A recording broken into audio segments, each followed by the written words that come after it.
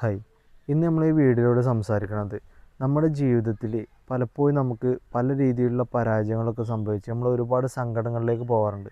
ഇതിൽ നിന്ന് എങ്ങനെയാണ് നമുക്ക് പുറത്തു വരാൻ സാധിക്കുക എന്നുള്ളതും നമുക്ക് എങ്ങനെയാണ് സ്വന്തമായിട്ട് നമ്മുടെ സങ്കടങ്ങളെ നമുക്ക് സ്വന്തമായിട്ട് എങ്ങനെയാണ് ഹീൽ ചെയ്യാൻ സാധിക്കുക എന്നുള്ളതും നമ്മുടെ സുഹൃത്തിനോ നമ്മളെ വേണ്ടപ്പെട്ട ആരെങ്കിലും ഇത്തരത്തിൽ തകർന്നടിഞ്ഞൊരവസ്ഥയിൽ നിന്ന് അവരെ നമുക്ക് എങ്ങനെയാണ് സപ്പോർട്ട് ചെയ്ത് പുറത്തു കൊണ്ടുവരാൻ സാധിക്കുക എന്നുള്ള കാര്യങ്ങളൊക്കെയാണ് നമ്മൾ ഈ വീഡിയോയിലൂടെ പറയണത്. ഈ വീഡിയോ പൂർണ്ണമായിട്ട് കാണാൻ ശ്രമിക്കുക. നമ്മൾ സംസാരിച്ച് വന്നിട്ടുള്ള ഈ നാർസിസ്റ്റ് ആയിട്ടുള്ള ആളുകൾ അവർ ചിലപ്പോൾ നമ്മളെ പേരൻസ് ആവും, നമ്മളെ ഉറ്റ സുഹൃത്താവും, അല്ലെങ്കിൽ നമ്മൾ സ്നേഹിക്കുന്ന ആളാവും. ഇങ്ങനെ നമ്മളെ തൊട്ടടുത്ത് നിൽക്കുന്ന ആളുകളായിരിക്കും ഇവർ. ഇവരുടെ പ്രവർത്തനങ്ങളും കാര്യങ്ങളൊക്കെ കുറച്ച് കഴിയുമ്പോൾ അതൊക്കെ നമ്മളെ ഉപയോഗിക്കാൻ വേണ്ടിയിട്ടും നമ്മളെ പറ്റിക്കാൻ വേണ്ടിയിട്ടാണെന്നൊക്കെ നമ്മൾ തിരിച്ചറിയുമ്പോൾ നമ്മൾ ഒരുപാട് തകർന്നു പോകാറുണ്ട്. അതുപോലെ നമുക്ക് വേണ്ടപ്പെട്ട ആളുകൾ മരിച്ചു പോകുമ്പോൾ, അല്ലെങ്കിൽ ഒരുപാട് കാലം സ്നേഹിച്ച ആൾ നമ്മളെ പിരിഞ്ഞു പോകുമ്പോൾ, അല്ലെങ്കിൽ നമ്മൾ ഒരുപാട് ശ്രമിച്ചിട്ടും ആ കാര്യത്തിൽ നമ്മൾ പരാജയപ്പെടുമ്പോൾ, ഇങ്ങനെയൊക്കെ പല തരത്തിൽ നമ്മൾ ജീവിതത്തിൽ തകർന്നു പോകാറുണ്ട്.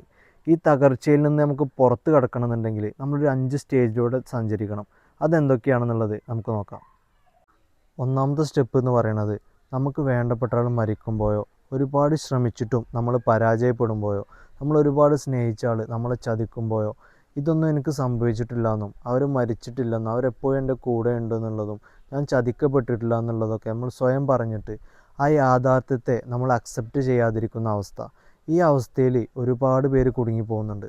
നമുക്ക് പുറത്ത് കടക്കുന്നതിൻ്റെ രണ്ടാമത്തെ സ്റ്റെപ്പിലേക്ക് കടക്കണമെന്നുണ്ടെങ്കിൽ, ആദ്യത്തെ സ്റ്റെപ്പ് എടുത്തു വെക്കണമെന്നുണ്ടെങ്കിൽ നമുക്ക് സംഭവിച്ച ഈ കാര്യത്തെ അക്സെപ്റ്റ് ചെയ്യണം എന്നുള്ളതാണ്. ഇങ്ങനെ നമുക്ക് ഈ കാര്യങ്ങൾ സംഭവിച്ചു എന്ന് നമ്മൾ അക്സെപ്റ്റ് ചെയ്യുന്നത് മുതലാണ് നമുക്കതിൽ നിന്ന് പുറത്ത് കടക്കാൻ വേണ്ടിയിട്ട് സാധിക്കുള്ളൂ എന്നുള്ളതാണ്. രണ്ടാമത്തെ സ്റ്റേജ് എന്ന് പറയുന്നത്, നമ്മൾ ഒരുപാട് ദേഷ്യപ്പെടുന്ന സ്റ്റേജാണ് രണ്ടാമത്തെ സ്റ്റേജ്. ഈ സ്റ്റേജിൽ നമുക്ക് ഈ അവസരങ്ങൾ നഷ്ടപ്പെടാനും വ്യക്തികൾ നഷ്ടപ്പെടാനും ഇങ്ങനെയൊക്കെ സംഭവിക്കാനൊക്കെ ഉള്ള കാരണം മറ്റുള്ള ആളുകളാണെന്നൊക്കെ പറഞ്ഞിട്ട് ആ വ്യക്തികളോട് നമുക്ക് നല്ല രീതിയിൽ ദേഷ്യം ഉണ്ടാവുന്ന ഒരവസ്ഥ, അല്ലെങ്കിൽ ഇതിനൊക്കെ കാരണം ഞാനാണെന്ന് പറഞ്ഞിട്ട് നമ്മളെ തന്നെ വേദനിപ്പിക്കുന്ന അവസ്ഥ, നമ്മളെ ചുറ്റും നമ്മളെ സ്നേഹിക്കുന്ന ആളുകളോട് നമ്മളെപ്പോഴും ദേഷ്യത്തോട് പെരുമാറുന്ന ഒരവസ്ഥ, ഇങ്ങനെ നമ്മുടെ ഇമോഷന് നമ്മളെ കൺട്രോളിലല്ലാത്തൊരവസ്ഥയാണ് രണ്ടാമത്തെ സ്റ്റേജിൽ നമുക്ക് ഉണ്ടാവുക.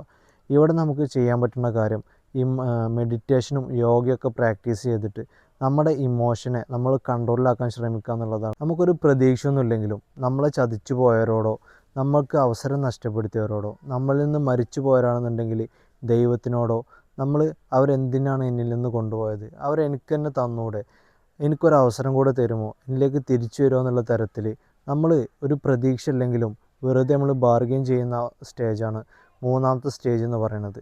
ദൈവത്തിനോട് നമ്മളെല്ലാ കാര്യങ്ങളും തുറന്നു പറയുക എന്നല്ലാതെ നമ്മൾ ഒന്നിനു വേണ്ടിയും ഒന്നിനോടും യാചിക്കാൻ പാടില്ല എന്നുള്ളതാണ്. ഈ സ്റ്റേജുകളൊക്കെ കഴിയുമ്പോൾ എല്ലാ പ്രതീക്ഷകളും സ്വപ്നങ്ങളും ആഗ്രഹങ്ങളും ഒക്കെ നഷ്ടപ്പെട്ടിട്ട് ഇനിയൊന്നും ചെയ്യാനില്ല എന്നുള്ള തോന്നലിൽ നമ്മൾ ഡിപ്രഷനിലേക്ക് പോകും. ഈ ഡിപ്രഷൻ സ്റ്റേജിൽ നമ്മൾ ഒരുപാട് സങ്കടപ്പെട്ട് ഫുൾ ടൈം ഉറക്കവും കാര്യങ്ങളും ക്ഷീണവും ഒക്കെ ആയിട്ട് നമ്മൾ ഒരു ഭാഗത്ത് ഒതുങ്ങിക്കൂടുന്ന ഒരവസ്ഥയാണ് ഡിപ്രഷൻ സ്റ്റേജിൽ ഉണ്ടാവുക. ഈ ഡിപ്രഷൻ സ്റ്റേജിനെ മറികടന്നാൽ മാത്രമാണ് നമുക്ക് ഇതിൽ നിന്ന് പുറത്ത് കടക്കാൻ സാധിക്കുക.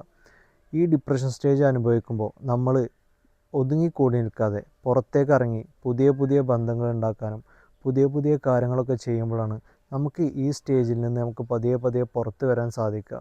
നമ്മുടെ ചിന്തകൾ അതിൽ നിന്ന് പതിയെ പതിയെ മാറ്റി തുടങ്ങുമ്പോഴാണ് നമുക്ക് ആ സ്റ്റേജിൽ നിന്ന് പുറത്ത് കടക്കാൻ സാധിക്കുക എന്നുള്ളതാണ്. അങ്ങനെ ഈ സ്റ്റേജുകളൊക്കെ കടന്നു പോകുമ്പോൾ നമ്മൾ എല്ലാ കാര്യങ്ങളും അക്സെപ്റ്റ് ചെയ്തിട്ട് വീണ്ടും നമ്മൾ യാഥാർത്ഥ്യത്തിലേക്ക് തിരിച്ചു വരാൻ തുടങ്ങും.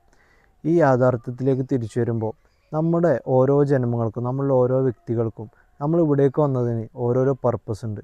നമ്മൾ നമ്മുടെ ജീവിതത്തിൻ്റെ അർത്ഥം എന്താണെന്ന് തിരഞ്ഞ് അത് കണ്ടുപിടിച്ചിട്ട് അത് ചെയ്യാനൊക്കെ തയ്യാറാവുന്ന പുതിയ പുതിയ കാര്യങ്ങളൊക്കെ ചെയ്യാൻ തയ്യാറാവുന്ന സ്റ്റേജാണ് ഈ അക്സെപ്റ്റൻസ് സ്റ്റേജ് എന്ന് പറയുന്നത്. ഈ സ്റ്റേജിലെത്തുമ്പോൾ നമ്മൾ പൂർണ്ണമായും ആ തകർന്നടിഞ്ഞതിൽ നിന്ന് നമ്മൾ പൂർണ്ണമായിട്ടും പുറത്തു വരുന്ന സ്റ്റേജാണ് ഈ ലാസ്റ്റ് ആയിട്ടുള്ള ഈ അക്സെപ്റ്റൻസ് സ്റ്റേജ് എന്ന് പറയുന്നത്. നമ്മൾ ഈ പറഞ്ഞ കാര്യങ്ങളൊക്കെ ഓർഡറായിട്ട് തന്നെ സംഭവിക്കണമെന്നില്ല.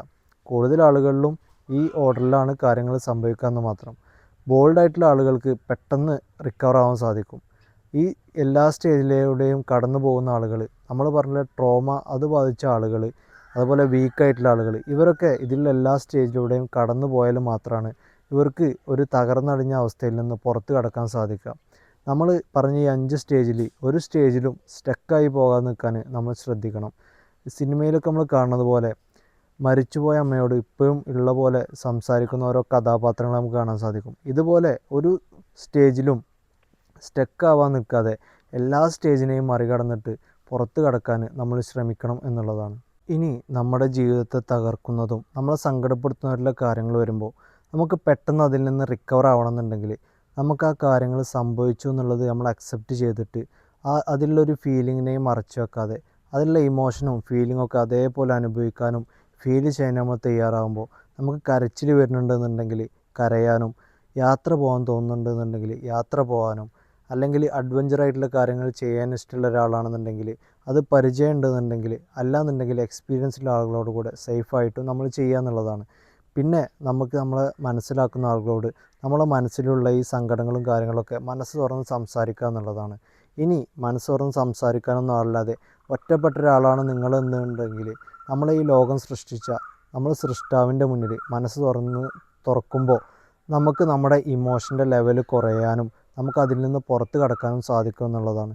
ഇനി നമുക്ക് വേണ്ടപ്പെട്ട ആളുകൾ, നമ്മളെ സുഹൃത്തുക്കളോ ഇത്തരത്തിലൊരു തകർന്നൊരു സാഹചര്യത്തിലാണെന്നുണ്ടെങ്കിൽ നമുക്കവരെ പുറത്ത് കൊണ്ടുവരാൻ, അവരെ സപ്പോർട്ട് ചെയ്ത് അവരെ കൂടെ നിന്ന് ഒരു ജഡ്ജ്മെൻറ്റും ഇല്ലാതെ അവർക്ക് സംഭവിച്ച കാര്യങ്ങൾ നല്ലൊരു കേൾവിക്കാരനായിട്ട് കേട്ടിരിക്കാൻ നമ്മൾ തയ്യാറാണെന്നുണ്ടെങ്കിൽ അവർ തകർന്നടിഞ്ഞ അവസ്ഥയിൽ നിന്ന് നമുക്കവരെ പുറത്തേക്ക് കൊണ്ടുവരാൻ സാധിക്കും എന്നുള്ളതാണ്. അപ്പോൾ ഇത്രയും കാര്യമാണ് നമുക്ക് ഈ വീഡിയോയിലൂടെ പറയാനുള്ളത്. ഈ വീഡിയോ നിങ്ങൾക്ക് ഉപകാരപ്രദമായി എന്ന വിശ്വാസത്തോടെ നിങ്ങളുടെ അഭിപ്രായം കമൻറ്റിൽ രേഖപ്പെടുത്തുക. അപ്പോൾ അടുത്ത വീഡിയോയിൽ കാണാം. താങ്ക്